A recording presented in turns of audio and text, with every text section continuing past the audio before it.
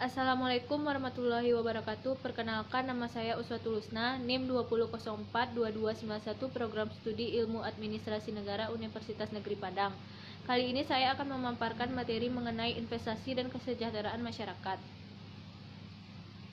Apa itu investasi? Investasi sama dengan penanaman modal. Investasi adalah aktivitas menempatkan modal baik berupa uang atau aset berharga lainnya ke dalam suatu benda, lembaga, atau satu pihak dengan harapan pemodal atau investor kelak akan mendapatkan keuntungan setelah kurun waktu tertentu. Karena harapan mendapatkan keuntungan di kemudian hari inilah, investasi disebut juga sebagai penanaman modal. Istilah investasi sendiri berasal dari kata bahasa Italia investare, yang berarti memakai atau menggunakan. Umumnya, dana atau aset yang ditanamkan oleh seorang investor akan dikembangkan oleh badan atau pihak yang mengelola. Keuntungan dan hasil pengembangan tersebut nantinya akan dibagikan kepada investor sebagai imbal balik sesuai dengan ketentuan antara kedua pihak. Tujuan investasi antara lain: 1. Untuk mendapatkan sebuah pendapatan yang tetap dalam setiap periode, yaitu antara lain seperti bunga, royalti, dividen, atau uang sewa dan lain sebagainya. Untuk membentuk suatu dana khusus, misalnya dana untuk suatu kepentingan ekspansi, kepentingan sosial. Untuk mengontrol atau mengendalikan suatu perusahaan lain melalui pemilikan sebagai ekuitas suatu perusahaan tersebut. Untuk menjamin tersedianya sebuah bahan baku dan untuk mendapatkan pasar untuk produk yang dihasilkan. Untuk mengurangi persaingan di antara sebuah perusahaan yang sejenis. Untuk menjaga hubungan antar perusahaan. Jenis-jenis investasi. 1. Jenis investasi berdasarkan asetnya, yaitu penggolongan investasi dari segi aspek modal atau kekayaan. Investasi berdasarkan asetnya terbagi lagi menjadi dua jenis, yaitu sebagai berikut. Real asset, yaitu investasi yang berwujud seperti gedung-gedung, kendaraan, dan lain-lain. Financial asset, yaitu dokumen atau surat-surat klaim tidak langsung dari pemegangnya terhadap sebuah aktivitas real pihak yang menerbitkan sekuritas tersebut. 2. Investasi berdasarkan pengaruhnya, yaitu investasi yang didasarkan pada suatu faktor-faktor yang memengaruhi atau tidak berpengaruh dari suatu kegiatan investasi. Jenis investasi yang berdasarkan pengaruhnya bisa dibagi atas dua, yaitu 1. Investasi autonomous, yaitu investasi yang tidak dipengaruhi pada tingkat pendapatan yang sifatnya spekulatif. Contohnya, seperti pembelian surat-surat berharga. Selanjutnya adalah investasi induced, yaitu investasi yang dipengaruhi oleh kenaikan permintaan akan barang dan jasa dan tingkat pendapatan. Contoh investasi ini yaitu penghasilan transitori, yakni suatu penghasilan yang diperoleh oleh selain dari bekerja, seperti bunga dan sebagainya. 3. Jenis investasi berdasarkan sumber pembiayaannya, merupakan investasi yang didasarkan pada sebuah asal-usul investasi yang diperoleh. Jenis investasi ini bisa dibagi lagi menjadi dua macam, yakni investasi yang bersumber dari modal asing dan investasi yang bersumber dari modal dalam negeri. 4. Jenis investasi berdasarkan bentuknya, merupakan investasi yang didasarkan pada suatu cara menanamkan investasinya. Jenis investasi ini dibagi menjadi dua macam, yaitu sebagai berikut. 1. Investasi portofolio, yaitu dilakukan melalui pasar modal dengan instrumen surat berharga, contohnya seperti saham dan obligasi. Selanjutnya adalah investasi langsung, yaitu bentuk investasi yang dilakukan dengan membangun, membeli total, atau mengakuisisi sebuah perusahaan. Bentuk-bentuk investasi diantaranya adalah 1. Reksadana, yaitu wadah yang digunakan untuk menghimpun dana dari masyarakat yang dikelola oleh suatu badan hukum yang bernama manajer investasi, yang kemudian dana terkumpul tersebut diinvestasikan ke aset finansial lainnya. 2. Properti, yaitu investasi dalam bentuk tanah atau rumah. 3. Mata uang asing. Investasi dalam mata uang asing mempunyai risiko lebih tinggi dibandingkan dengan investasi lain seperti saham. Di Indonesia, nilai mata uang asing menganut sistem mengambang bebas, sehingga membuat nilai mata uang rupiah sangat fluktuatif. 4. Saham, yaitu kepemilikan atas sebuah perusahaan. Dapat diartikan bahwa dengan membeli saham di suatu tempat berarti sama dengan membeli sebagian perusahaan tersebut. 5. Emas, merupakan barang berharga yang paling diterima di seluruh dunia selain mata uang asing.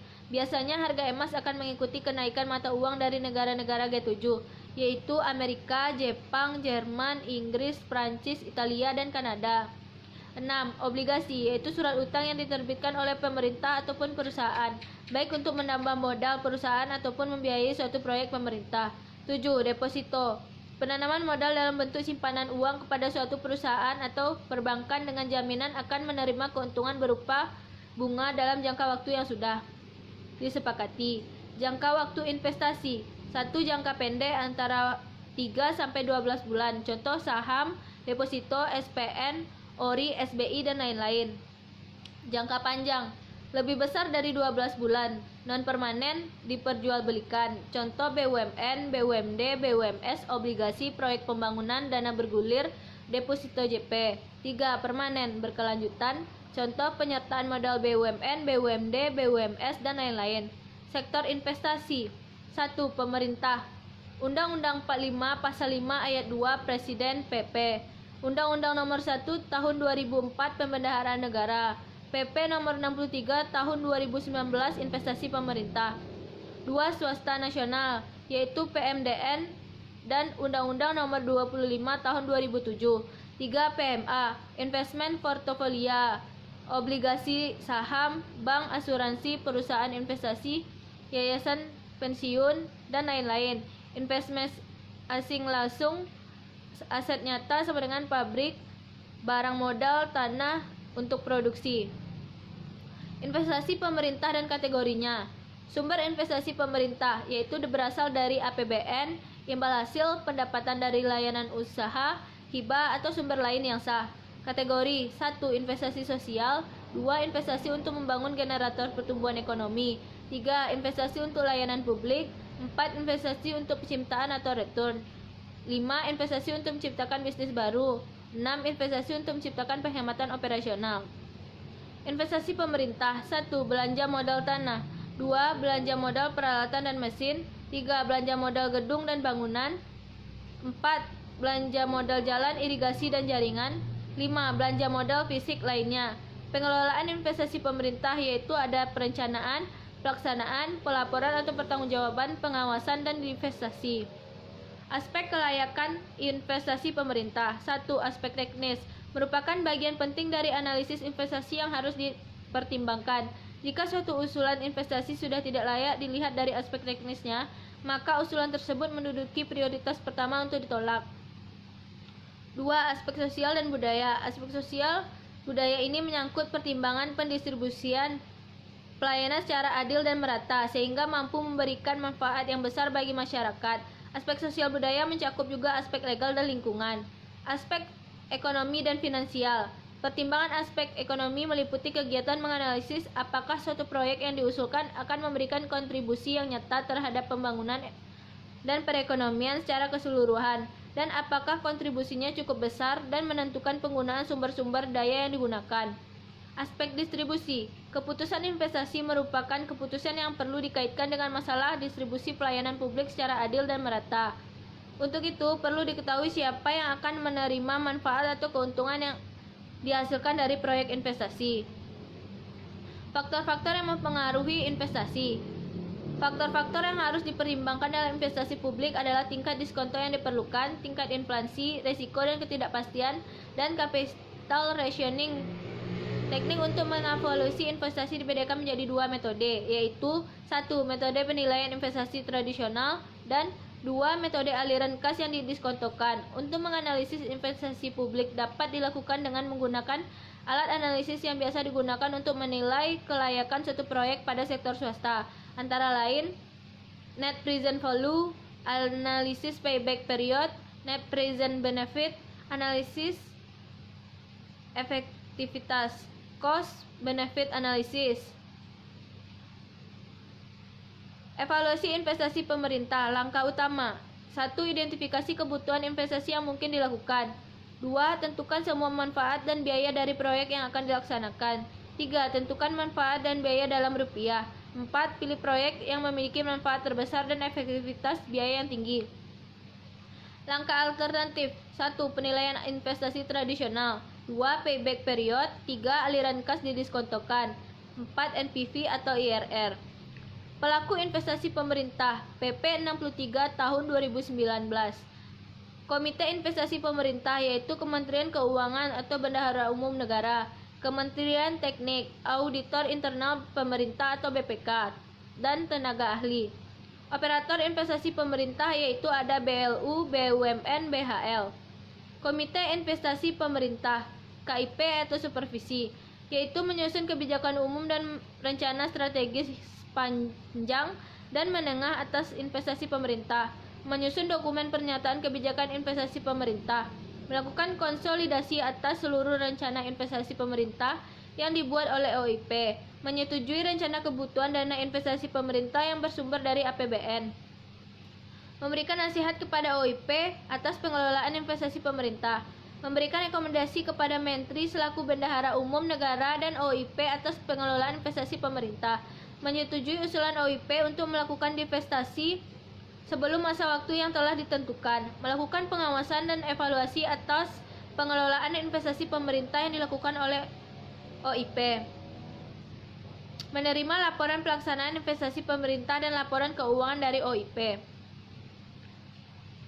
Operator investasi pemerintah atau operasional, yaitu menyusun rencana jangka panjang, menengah, dan tahunan atas investasi pemerintah yang menjadi bidang tugasnya, mengusulkan rencana kebutuhan dana investasi pemerintah yang berasal dari APBN kepada KIP, melakukan perjanjian dalam rangka pengelolaan investasi pemerintah, melakukan tata kelola yang baik dan pengendalian risiko atas pengelolaan investasi pemerintah, melakukan tindakan yang diperlukan dalam hal terjadi sengketa atau perselisihan dan pelaksanaan investasi pemerintah. Risiko investasi yaitu 1. Business risk, kemungkinan kerugian yang diterita perusahaan karena keuntungan yang diperoleh lebih kecil dari keuntungan yang diharapkan. Financial risk, yaitu ditimbulkan dari cara perusahaan membiayai kegiatan, misalnya penggunaan utang dalam membiayai aset perusahaan. Liquidity risk, adanya ketidakpastian yang membuat saat sekuritas berada di pasar. Exchange risk, berkaitan dengan fluktuasi nilai tukar mata uang domestik dengan nilai mata uang negaranya. Country risk, berkaitan dengan kestabilan politik serta kondisi lingkungan perekonomian di suatu negara. Jenis dan sifat risiko. 1. Risiko yang dapat diasuransikan atau insurable risk. Insurable risk jika predictable, measurable, by chance, menyeluruh di semua wilayah. 2. Risiko yang tidak dapat diasuransikan. 1. Risiko investasi swasta, untung, balik modal, dan rugi. 3. Risiko investasi publik, tidak dapat memenuhi kebutuhan publik, pemborosan keuangan negara. Tahapan manajemen risiko. 1. Identifikasi risiko, cari sumber, spesifikasi subkategori risiko. 2. Analisis dan penilaian risiko, estimasi dan penutupan dampak risiko. 3. Reaksi terhadap risiko, yaitu metode untuk menghindari. 4. Pemantauan dan pengendalian risiko. Setelah mengidentifikasi, menganalisis, dan mengimplementasikan manajemen risiko, maka hal yang tidak kalah pentingnya adalah melakukan evaluasi terhadap manajemen risiko yang telah dilaksanakan. Melakukan evaluasi terhadap manajemen adalah tahapan identifikasi hingga implementasi risiko. Dengan monitoring dan evaluasi ini, maka Anda bisa mengetahui ketidakefektifan sebuah strategi merespon risiko yang terjadi. Sehingga ketika risiko terjadi, kita dapat merespon dengan cepat untuk mengatasinya. Sumber bacaan. Terima kasih atas perhatiannya. Apabila ada kata yang salah dalam penyampaian kata, mohon dimaafkan. Saya akhiri dengan wabillahi taufik walhidayah. Assalamualaikum warahmatullahi wabarakatuh.